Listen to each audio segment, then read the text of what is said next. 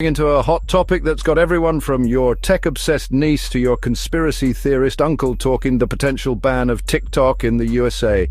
Yes, that's right. The app that's brought you everything from dancing hamsters to questionable life hacks could be facing the digital guillotine. Now, before you start practicing your best, I'm going to miss you dance routine. Let's take a step back. This isn't just about losing your daily dose of viral entertainment. This is about national security, data privacy, freedom of speech, and a whole host of other weighty issues that are frankly quite boring to explain. But don't worry, that's why you have us. We're going to break down this whole TikTok ban debacle, exploring the potential pros and cons with the kind of nuanced and slightly unhinged commentary that you've come to expect from us. So buckle up, put on your thinking caps, and let's unpack this digital dumpster fire, shall we?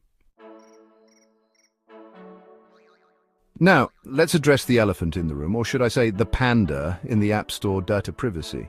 The US government has raised concerns about TikTok's parent company, ByteDance, a Chinese tech giant, potentially sharing user data with the Chinese government. It's a claim TikTok has repeatedly denied, but you can't blame some people for feeling a little uneasy. I mean, it's like letting a stranger borrow your diary, but instead of your innermost thoughts, it's filled with your search history, location data, and that embarrassing video of you trying to make a 4-course meal after one too many margaritas.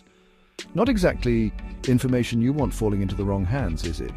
The big question is a ban the right solution? Some argue it's a necessary step to protect national security and the personal data of millions of Americans. Others say it's a drastic overreaction, fueled by paranoia and a dash of good old-fashioned tech rivalry. Let's talk about the people on the front lines of this digital battleground, the TikTok creators.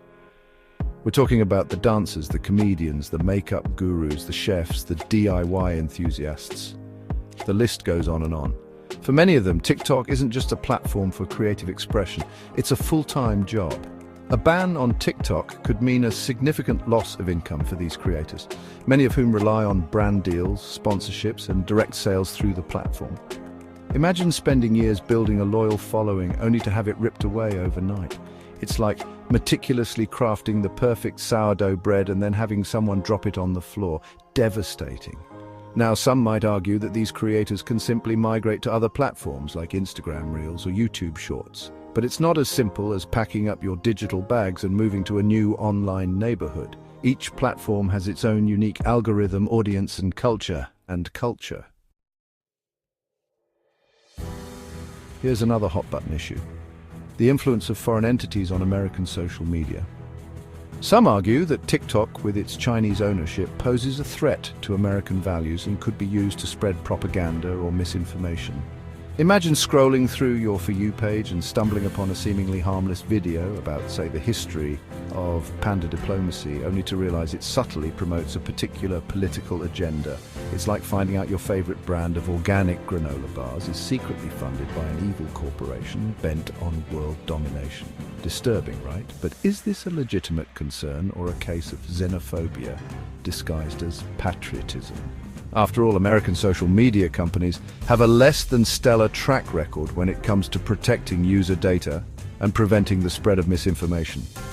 Remember that whole Cambridge Analytica scandal? Yeah, not exactly a shining moment for American tech giants. Now, let's talk about everyone's favorite topic, freedom of speech.